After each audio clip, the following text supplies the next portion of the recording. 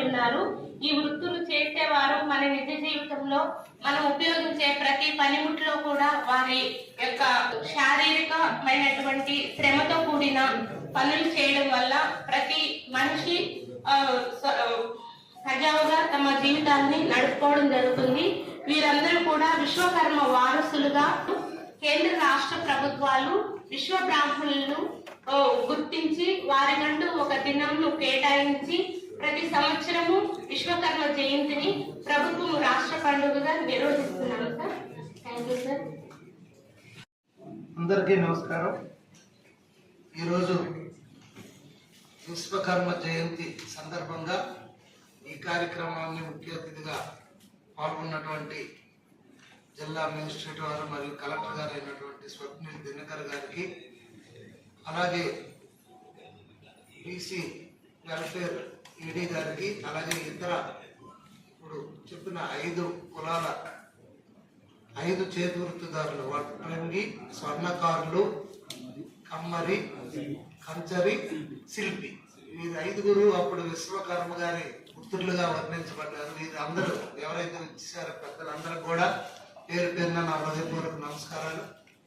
ప్రభుత్వం ఈ చేతి వృత్తిదారులు ప్రోత్సహిద్దామనే ఉద్దేశంతో, అలాగే ఈ విశ్వాన్ని నిర్మించినటువంటి మహానుభావుడు విశ్వకర్మ గారి జయంతి సందర్భంగా గతంలో కూడా మీకు ఆదరణ పథకం కింద ఎంతో మందికి పనిముట్లు ఇవన్నీ ఇవ్వడం జరిగింది.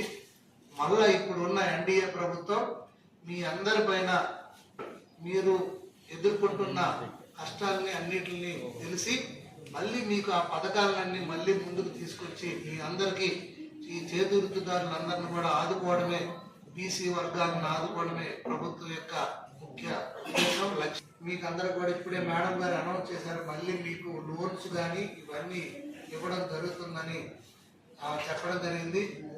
మన ముఖ్యమంత్రి గారు నారా చంద్రబాబు నాయుడు గారు మొదటి నుండి కూడా చేతి వృత్తిదారులను ప్రోత్సహించడం జరిగింది. ఆయన 95లో ముఖ్యమంత్రి పదవి చేపట్టినప్పుడు కూడా ఎన్నో రకాల మనకి పనిముట్లు ఇవ్వడం జరిగింది. అలాగే గతంలో ఆదరణ పథకం కింద చాలా మందికి పథకాలు ఇవ్వడం కూడా జరిగింది. ఈ సందర్భంగా మీకు అందరికీ మరొకసారి నా హృదయపూర్వక శుభాకాంక్షలు తెలియజేసుకుంటూ, ముందు ఈ ప్రభుత్వం కల్పించినటువంటి ఈ సౌకర్యాలను కూడా మీరు వినియోగించుకొని మీ సొసైటీస్కి కూడా అందరికీ చెప్పి వారికి కూడా ఈ పనిముట్లు అందే విధంగా మీరు చేస్తారని ఈ సందర్భంగా పెద్దలందరూ, కుల పెద్దలందరూ కూడా నేను కోరుకుంటూ ఈ కార్యక్రమంలో పాల్గొనే అవకాశం కల్పించిన బీసీ సంక్షేమ అధికారి మేడం గారికి, అలాగే ఇతర పెద్దలందరూ కూడా పేరు పేరున నా హృదయపూర్వక నమస్కారాలు.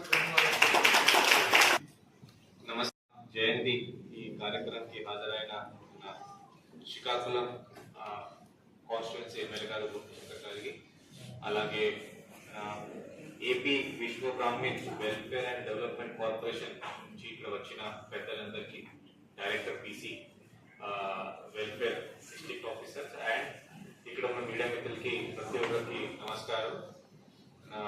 మీకు అందరికీ తెలుసు, ఈ జియోఎంఎస్ నంబర్ 24 దీంతో మనం ఈ విశ్వకర్మ జయంతి ఒక స్టేట్ ఫెస్టివల్ లాగా సెలబ్రేట్ చేయమని మనకి ప్రభుత్వం తరఫున ఆదేశం మేరకు ఈరోజు మన డిస్ట్రిక్ట్ హెడ్ క్వార్టర్స్ లో ఈ ప్రోగ్రామ్ పెట్టడం జరిగింది. దీనికి చాలా మంది రావడం జరిగింది. మనకి విశ్వకర్మ జయంతి గురించి అందరికీ తెలుసు, చాలా హైలీ స్కిల్డ్ లేబర్. బహుశా ప్రపంచంలో ఎక్కడ వేరే చోట్ల ఇలాంటి లేబర్ దొరకదు. ఇన్ఫాక్ట్ ఆ లేబర్ కూడా మనం అనకూడదు, హైలీ స్కిల్డ్ వర్క్స్ మ్యాన్ మనం అనాలి. సో దీనికి ఇంకా ప్రోత్సహించాలంటే స్కిల్ డెవలప్మెంట్ వాళ్ళ తరఫున మనం అంటే వాళ్ళ కోసం మనం ఇంకా ఏం చేయవచ్చు అది కూడా మనం ఆలోచించాలి. మన గవర్నమెంట్ నుంచి మనం ఎన్నో ప్రోగ్రామ్స్ మనం చేస్తున్నాము.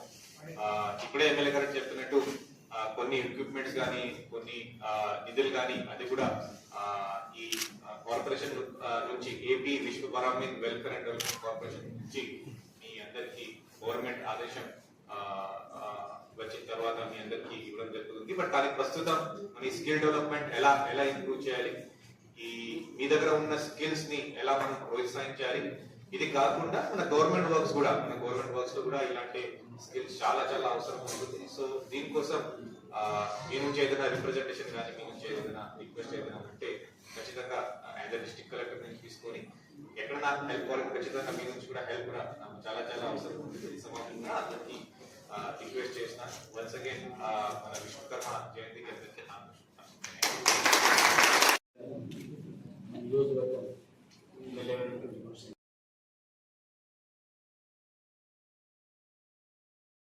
ఈ సంవత్సరమే గౌరవనీయంగా మన మోదీ గారు విశ్వకర్మ కోసం ఆయన బాగా తెలుసుకొని విశ్వకర్మ అనేది సృష్టిలోనే చాలా గొప్ప వ్యక్తి అనేటువంటి ఉద్దేశంతో విశ్వకర్మ జయంతిని సెప్టెంబర్ 17వ తేదీ నాడు అందరం జరుపుకోవాలని చెప్పి కింది సంవత్సరం ఆయన ఆదేశాలు జారీ చేయడం జరిగింది. అదేవిధంగా లాస్ట్ ఇయర్ కూడా మనం ఇక్కడ ఇదే ప్లేస్ లో విశ్వకర్మ జయంతి ఉత్సవాలు గౌరవనీయులు జాయింట్ కలెక్టర్ ఆధ్వర్యంలో జరుపుకున్నాం.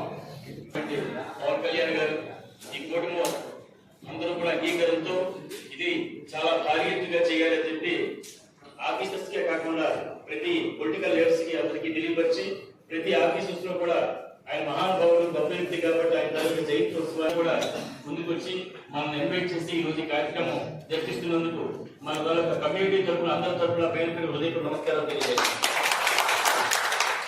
తర్వాత ఇప్పుడు మేడం గారు చెప్పారు అంటే ఈవేళ గాలి, భూమి, నీరు, అగ్ని, వాయువు అనేటువంటి పంచభూతాలు సృష్టించిన వ్యక్తి.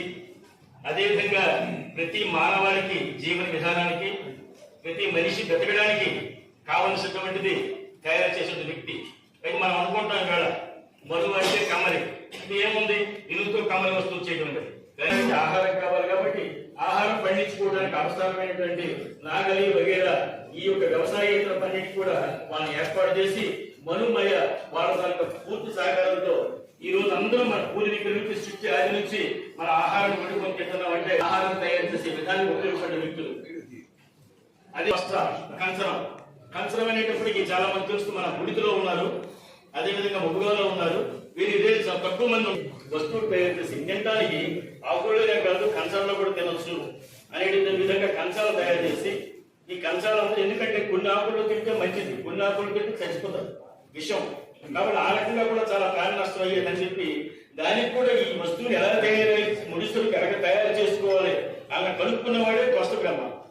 ఈవేళ ప్రపంచంలో భారతదేశం ప్రథమ స్థానంలో ఉంటుంది. ఎందుకంటే శిల్పశాస్త్రంలో ఎన్నో అజంతా ఇల్లు అలాంటి గృహాలు కానీ ఎన్నో గొప్పవన్నీ కూడా ప్రపంచంలో నుంచి ఎంతో మంది మన దేశానికి వచ్చి దండయాత్రలు చేసుకుని మన ఆలయాలను చూసి ధ్వంసం చేసి ఇక్కడ వస్తువులు కూడా తీసుకెళ్ళిపోయిన రోజులు ఉన్నాయి మనకి. ఈ శిల్పులు అనేవాళ్ళు ఇవన్నీ ఏ గోవులు కట్టినా ప్రపంచంలో ఉన్న ఏ గోవులు కట్టింది ఎవరంటే ఈ యొక్క శిల్పి.